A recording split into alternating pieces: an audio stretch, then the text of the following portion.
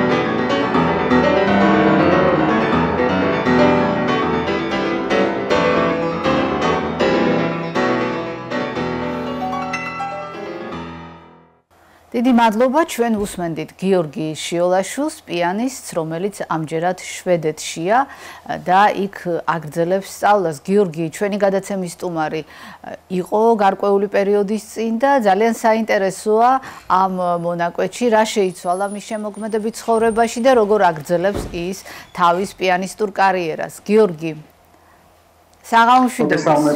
მოგესალმებით. ძალიან დიდი მადლობა რომ ხართ ჩვენთან ერთად. მე მაყურებელს შევახსენე რომ ჩვენ მქონდა საუბარი გარკვეული პერიოდის წინ, მაგრამ ჩემი ყურადღება მიიპყრო იმ ორიგინალურმა გადაწყვეტამ, რომელიც სოციალურ ქსელში იყო, კონცერტი გაყინულ ტბაზე. მაგრამ სანამ ამ მოვლენაზე დავიწყებთ საუბარს და ზოგადად ვისაუბრებთ ბევრ სხვა საკითხებზე, მოდით შევახსენოთ მაყურებელს, საათ ხართ, რომელ უმაღლეს სასწავლებელში და რა ეტაპზეა თქვენი შემოქმედებითი ცხოვრება. მოგესალმებით კიდევ ერთხელ, მივესალმებით თქვენს მაყურებელს. გასულ წელს მოვიპოვე ევროკავშირის სასწავლო გრანტის სტიპენდია, ამჟამად ვსწავლობ შვედეთში, კალშტადის უნივერსიტეტში, ინგეზუნდის მუსიკის კოლეჯში. სადაც ჩემს სამაგისტრო განათლებას ვაგრძელებ საფორტეპიანო მიმართულებით. შეიძლება ითქვას, რომ ჩემი აკადემიური საკმაოდ მრავალფეროვანია. ვსწავლობ დინორგის მუსიკის აკადემიაში და თბილისის სახელმწიფო კონსერვატორიაში და ეს გამოცდილება მაძლევს ძალიან დიდ, ასე ვთქვათ, შემოქმედებით ხედვის გაფართოების საშუალებას. ძალიან კარგი და ძალიან მიხარია რომ თქვენ ასე აქტიურად აგრძელებთ ურთიერთობას უცხოეთიდან თბილისის სახელმწიფო კონსერვატორიასთან, იმიტომ რომ ძალიან მნიშვნელოვანია ქართველები, რომლებიც მიემგზავრებიან უცხოეთში, ამ ფესვებს არ მოწყდნენ და მათი შემოქმედებითი ცხოვრების მთავარი მიზანი იყოს როგორღაც ჩვენს ქვეყანაში განახორციელონ ის ყველაფერი გაითვალისწინონ ის გამოცდილებები, ის გამოწვევები მოღვაწეები, რომლებსაც უცხოეთში აწყდებიან. როგორ იქნება თქვენი მომავალი კარიერა დაკავშირებული საქართველოსთან? ჩემი სამომავლო კარიერა მთლიანად დაკავშირებული იქნება საქართველოსთან, იმიტომ რომ საქართველო ჩემი იდენტობის ნაწილია, მე ვარ საქართველოდან და ყოველთვის მე ქართველი და ჩემი სახელი დაკავშირებული იქნება ჩემს ქვეყანასთან. შესაბამისად, ვფიქრობ, რომ არ ექნება არანაირი მნიშვნელობა, რომელ ქვეყანაში ვიქნები კონკრეტული ჩემი ცხოვრების რაღაცა ეტაპზე, ასე რომ ნათლად იქნება ეს ასახული, რომ მე ვარ ქართველობის ნაწილი და იდენტობის. აი მოდით აკადემიურ მხარეს მიუბრუნდეთ, როგორი პრინციპით მუშაობთ, როგორ სწავლობთ თუ შეიძლება რომ გვიამბოთ ამის შესახებ? კი ბატონო, როდესაც ახალ სასწავლო გარემოში ვხვდები, პირველი რაც თვალში საცემია ჩემთვის არის მიდგომების სპეციფიკა და აქცენტები. მაგალითად, თუ თბილისის სახელმწიფოში საფუძვლიანი აკადემიური განათლება და ტრადიციული სკოლა ძალიან ძლიერია, სკანდინავიური მოდელი ჩემი აზრით უფრო ექსპერიმენტებზე, კვლევებზე, ნაოფეროვნებაზე არის აგებული. ეს იმას არნიშნავს, რომ ერთი სკოლა მეორეზე უკეთესია, უბრალოდ ვფიქრობ, რომ განსხვავებული მიდგომებით ავითარებენ სტუდენტებს. რაც შეეხება საზოგადოებრივ თვით დამკვიდრებას სასწავლო გარემოში, ეს ვფიქრობ, რომ ინდივიდუალურია, რადგან თავისუფალი გარემო შეიძლება мотиваციის დიდ წყაროდ იქცეს, შეიძლება გამოწვევად იქცეს, მაგრამ ვფიქრობ, რომ ორივე სკოლა მოტივირებულია იმისკენ, რომ ინდივიდუალური მუსიკოსები ჩამოაყალიბონ. რასაკვირველია გეთანხმებით იმაში, რომ პირველ რიგში აუცილებელია საბაზისო კლასიკური აკადემიური განათლება იმისთვის, რომ სწორედ ამ გამოწვევებს შეეჭიდო. ექსპერიმენტი ყველაზე მნიშვნელოვანია, რაც აძლიერებს და ავითარებს ნებისმიერ ხელოვანს, განსაკუთრებით მუსიკოს, პიანისტს. რა განსაკუთრებულობა შეგიძლიათ აღნიშნოთ ექსპერიმენტული თვალსაზრისით, რა იყო თქვენთვის მოულოდნელი, რა წინააღმდეგობის გადალახვა მოგიხდათ იმისთვის, რომ აი ამ შედარებით თავისუფალ გარემოსთან ადაპტირება მოგეხდინათ? ვფიქრობ, რომ განმასხვავებელი ნიშანი შეიძლება იყოს სხვადასხვა მუსიკალური სკოლები, მაგალითად, ოდნავ განსხვავებული დამოკიდებულება შესრულებასთან დაკავშირებით და ეს არის ძალიან საინტერესო ექსპერიმენტი ზუსტად ამაში გულისხმობს. განსხვავებული მიდგომები ინტერპრეტაციასთან, შესრულებასთან, მანერულობასთან, ეს ძალიან საინტერესოა, რადგან შენს განვითარებაზე ეს ძალიან ასე ვთქვათ, დიდ როლს თამაშობს. ეს არის ვფიქრობ თავი განმასხვავებელი ნიშანი. აი რაც შეეხება სწორედ იმ ფაქტორს, რომელზეც მე დასაწყისში ვსაუბრობდი, ეს არის გაყინული ტბა და კონცერტი და ყველაფერთან ერთად ინსტრუმენტი, რომელიც ასეთ გარემოში უნდა იყოს. აი როგორ შედგა ეს ექსპერიმენტი და რა იყო ძალიან საინტერესო. მოგეხსენებათ ჩრდილოეთში ვცხოვრობ ამჟამად და ჩემს გარშემო ყველაფერი გაყინულია მინუს გრადუსების გამო და მათ შორის ტბაც შესაბამისად ჩემს პროფესორს გაუჩნდა ესეთი არაჩვეულებრივი იდეა, რომ როიანი გადაგვეტანა გაყინულ ტბაზე, გავაკეთებინა კონცერტი და ეს იქნებოდა ძალიან კარგი სკანდინავიური ბუნების და მუსიკის შერწყმა, რაც განსაკუთრებულ სივრცედ აქცევდა იქაურებას. შესაბამისად ამან ჩემში ძალიან წარუსვლელი შთაბეჭდილება დატოვა. და აუცილებლად მინდა გკითხოთ, როიალმა როგორ გადაიტანა ეს ყველაფერი? როიალმა გადაიტანა საკმაოდ კარგად, მუსიკოსებმა ცოტა ურთულად გადავიწერეთ, რადგან 10 წუთის მერე ფაქტიურად შეგრძნება დავკარგეს ხელთან, თითებთან, მაგრამ გამოცდილება მაინც გაკვრევინებს ბოლომდე. როიალი ვიკითხე, გამომდინარე ტემპერატურული ცვალებადობის ძალიან ისეთი მძიმე გავლენებია ხოლმე ზოგჯერ, აი გათბობის გამორთვა, დიდხანს და ასე შემდეგ და მართლა გასაოცარია ასეთი დიდი რისკი და ის რომ ინსტრუმენტი ჟღერდა. ეს აუდიტორიის წინაშე ხდებოდა თუ ყავდა თუ უბრალოდ ჩაწერეთ ეს ყველაფერი? ეს იყო აბსოლუტურად ჩვეულებრივი კონცერტის სპეციფიკა, როგორც საკონცერტო დარბაზში, უბრალოდ ეს იყო გადმოტანილი ბუნებაში. ანუ ყველამ გადაიტანეთ, ესე რომ ვთქვათ. აბსოლუტურად ყველა. კარგი, ეს ძალიან საინტერესო მოვლენა, ნამდვილად და აი რაც შეეხება დღეს როგორი პროგრამით სწავლობთ, ყველაფერი ექსპერიმენტის ფარგლებში ალბათ არ იქნება. რა თქმა უნდა, ჩვენ გვაქვს აქტიურად გაკვეთილები, მასტერკლასები, აქ ძალიან აქტიურად ჩამოდიან მსოფლიო დონის მუსიკოსები, როგორიც არის პაულ ნერსესიანი, ფრანგი მუსიკოსი ჟან ბატისტი, ვიღებთ არასტანდარტულ მასტერკლასებს, რასაც გულისხმობ იმას, რომ მაგალითად ფრანგი პიანისტი ჟან ბატისტმა მოგცა იმპროვიზაციის მასტერკლასები და ეს არის წმინდა კლასიკურ ნაწარმოებზე მასტერკლასები, რაც ახალი გამოწვევა იყო ნამდვილად და ბევრი მომცემი. გვაქვს ფესტივალები, მონაწილეობთ სხვადასხვა კონცერტებზე და ასე გამოიყურება ჩემი შვედური აკადემიური სემესტრი. რამდენი დრო გაქვთ მან, რამდენ ხანს იქნებით და რა საჭიროთ მომავალში? აქ ვიმყოფები ერთი სემესტრით, ივნისში დავბრუნდები საქართველოში და ვფიქრობ, რომ სამომავლოდ აუცილებლად გავაგრძელებ კიდევ საზღვარგარეთ ჩემს განათლებას და განვითარებას. ძალიან დიდი მადლობა გიორგი, მე მინდა წარმატებები გისურვოთ, იმიტომ რომ ყველა ის ადამიანი, რომელიც დღეს საქართველოს წარმოადგენს, უცხოეთში არის გარკვეულწილად ჩვენი კულტურის ელჩი და მინდა იყოთ წარმატებული და თქვენი ყველა ის მიზანი, რომელიც დაკავშირებულია ეხლა შვედეთში სწავლასთან, იყოს ბოლომდე მიყვანილი. მადლობთ კიდევ ერთხელ. უღრმესი მადლობა ნახვამდის. ეს გახდათ რუბრიკა ქართველი ხელოვანები უცხოეთში და ჩვენი სტუმარი იყო გიორგი შვილაშვილი, შვედეთიდან პიანისტი, რომელიც ძალიან დატვირთული და საინტერესო შემოქმედებითი ცხოვრებით ცხოვრობს.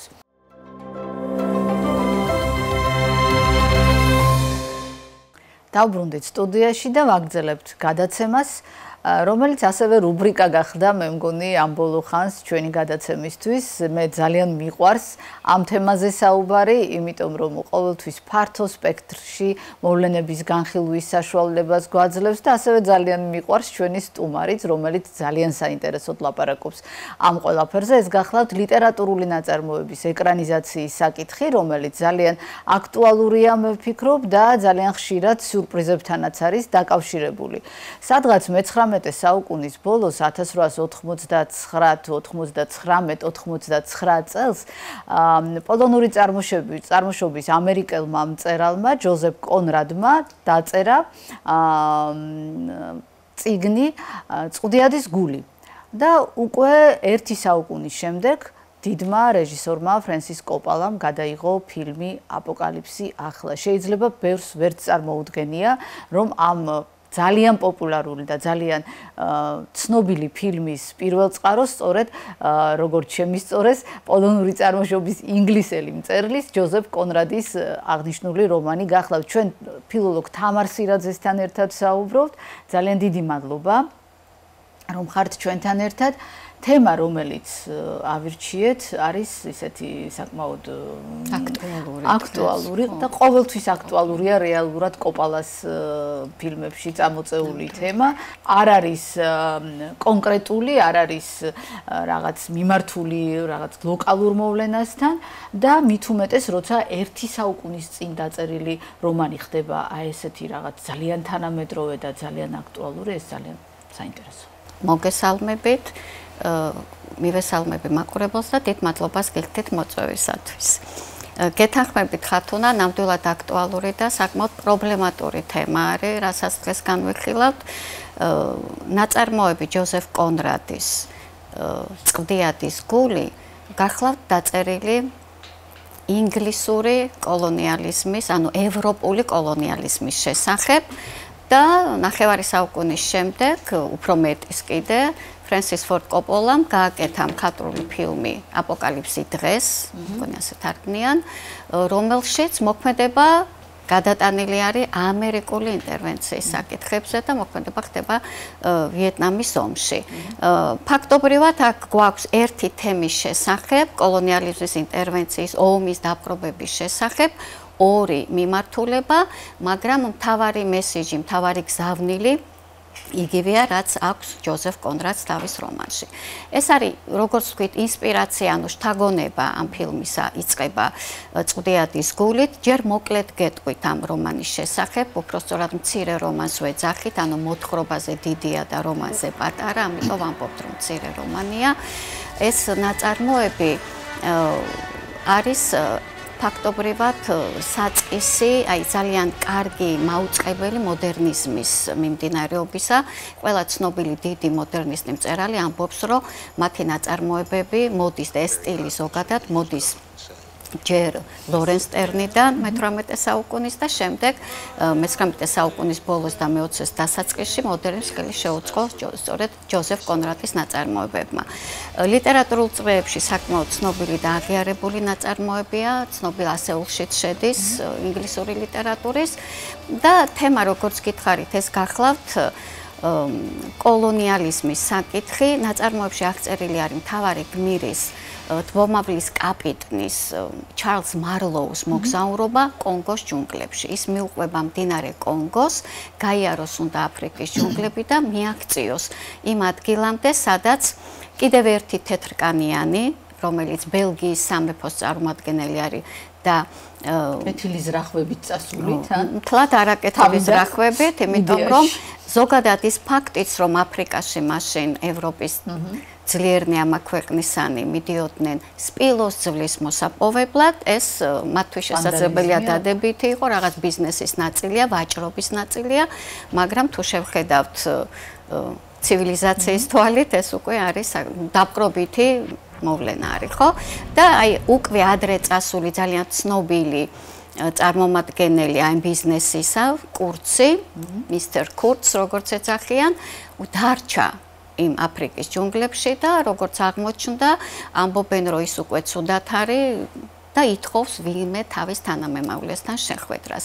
ანუ ეს არის მოგზაურობა, ფიზიკური მოგზაურობა კონგოს, მდინარე კონგოს აყოლებით აფრიკის ჯუნგლებში, მაგრამ ამასთანავე, როგორც ავტორი გვეუბნება, ეს არის მოგზაურობა გადატანითი გაგებით მოგზაურობა ადამიანის ფსიქიკის წვდიათში. ანუ ადამიანის ფსიქიკა ფაქტობრივად ფსიქოლოგიური ნაწარმოებია, მიმოიხილავს ის ძალაუფლების და მორალის თემას. და რამდენად რთულია აი ამ მიმართულებით უკვე ფილმში ამ ყველაფრის სუმირება.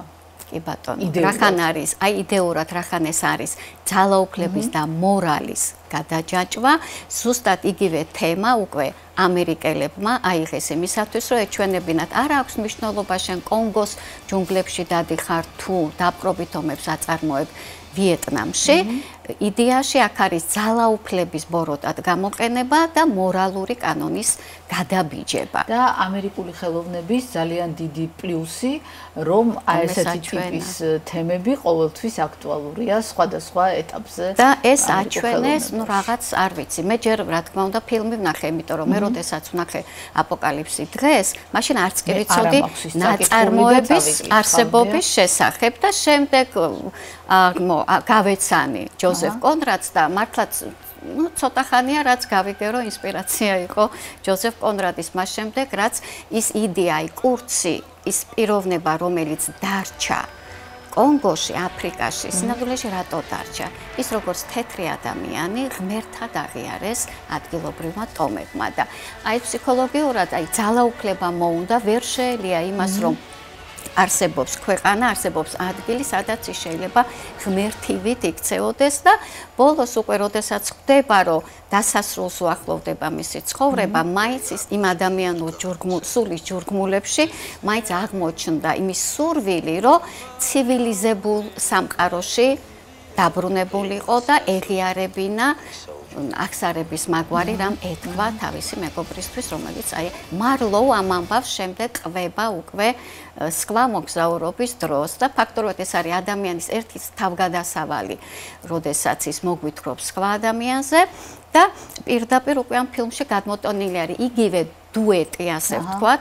ანუ ამ ამერიკულ ფილმში უკვე მოქმედება გადმოტანილია 1969 წელს, ანუ ეს არის უკვე ამერიკის ომი ვიეტნამში და აქაც იგივე დავალება ეძლევა ოქონდ სამხედრო პირს კაპიტანს ვილარდი ქვია თუ არ ვწდები რომლის როლსაც თამაშობს ჩარლი შინი არა მეორე შინი რო არის მარტინ შინი და ისევ აქ გვაქვს მარლონ ბრანდო უკვე კურცის როლს თამაშობს. ანუ მარლონ ბრანდოს გმირი ისიც სამხედრო პირი არის, პოლკოვნიკი, რომელიც დავალების შესასრულებლად იყო წასული და მან დაარღვია გარკვეული კანონი, უკვე სამხედრო კანონი და გაუგზავნიან მეორე პირს, რომელმაც ის ან უნდა გაანადგუროს, ან დააბრუნოს, ნუ სინამდვილეში მოსაკლავად წირავენ, იმიტომ რომ ის უკვე გადაამეტებს თავის ძალაუფლებას, ოღონდ თუ კი ნაწარმოებში არის სპილოძვლის მოპოვები და შემდეგ იქ საკუთარი ბიზნესის გახსნა და სახელმწიფოსთვის ამის დამალვა,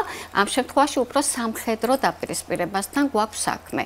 ოღონდ ისიც უნდა აღნიშნო, რომ რა თქმა უნდა ეს ფილმი არის ომის წინააღმდეგ, ყოველგვარი ძალადობის წინააღმდეგ, მაგრამ იმდენად ლამაზად არის ეს გაკეთებული.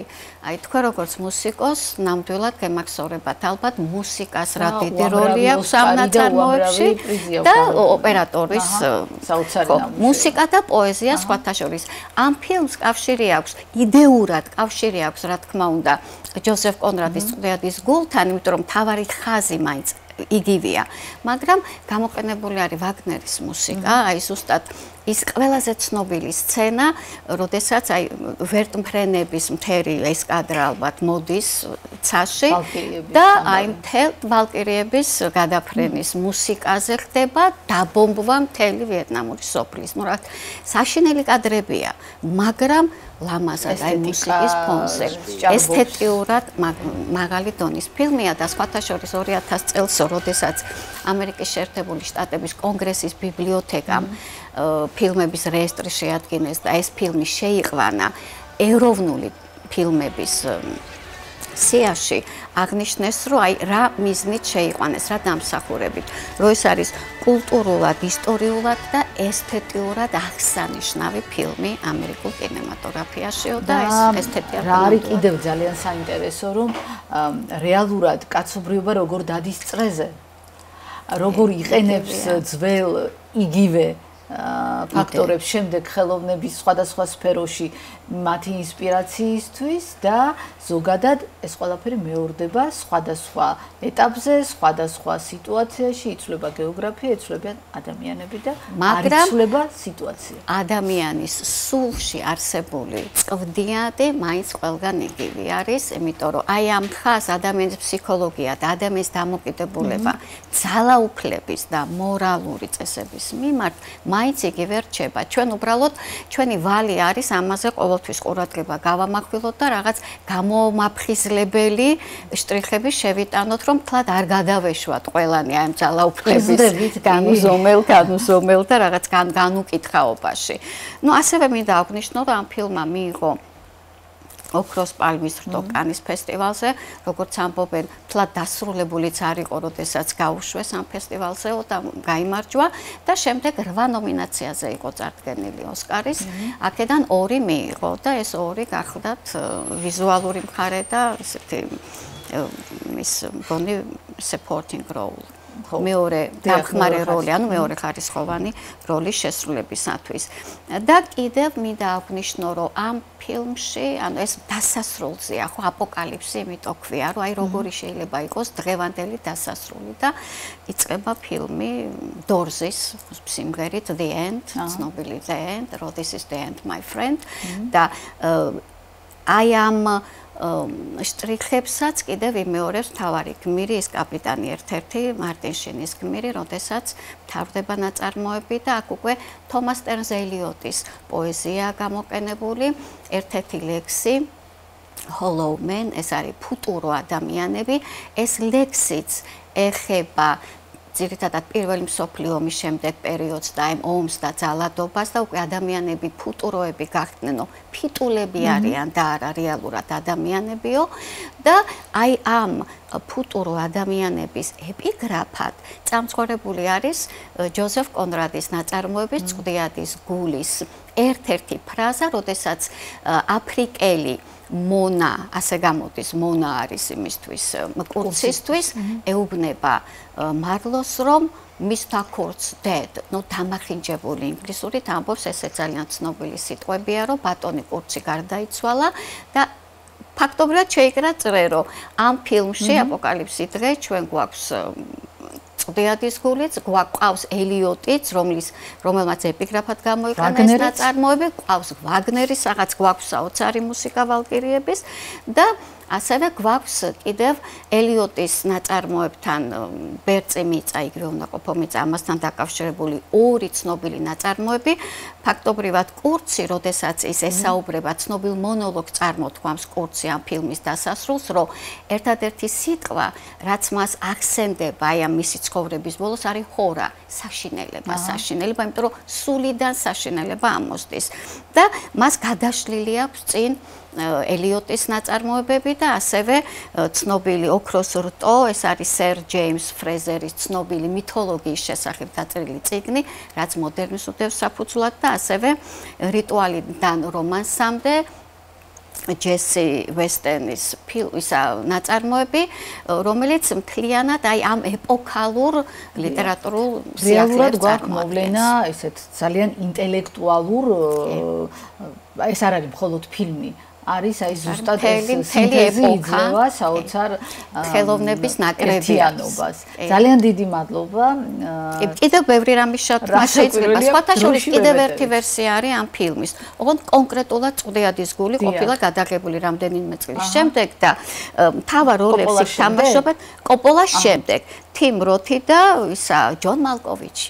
ძალიან საინტერესო ბრანდო თამაშობს აპოკალიფსში, მაგრამ ჯონ მალკოვიჩი უკვე მხოლოდ ამ პირდაპირ ამ ნაწარმოების ეკრანიზაცია არის და არა ესეთი ინსპირაცია მხოლოდ. ანუ მაყურებელს ვეთქვი, რომ ესეც საინტერესო იქნება. ინფორმაცია ძალიან სასარგებლო და საინტერესო იქნება. დიდი მადლობა თამარ საინტერესო საუბრისთვის. ჩვენ საუბრობდით ლიტერატურული ნაწარმოების ეკრანიზაციაზე და ჩვენი სტუმარი გახდათ ფილოლოგი თამარ სირაძე. დიდი მადლობა მას.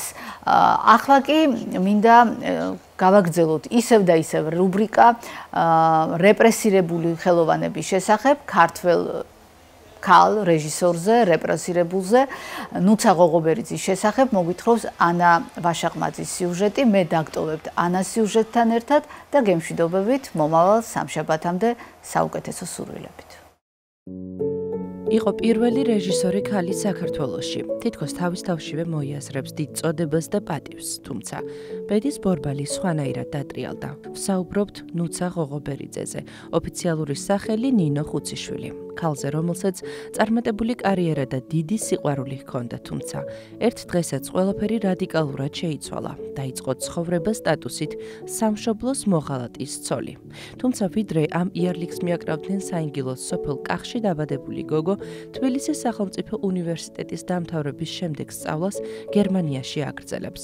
სამშობლოში დაბრუნებულს კი ბოლშევიკური იდეებით შთაგონებული ლევან ღოღობერიძე უყვარდება. სასიყვარულო რომანსთან არაერთი დაბრკოლება ახლავს. პარალელურად ნუცას კარიერული ცხოვრება ვითარდება.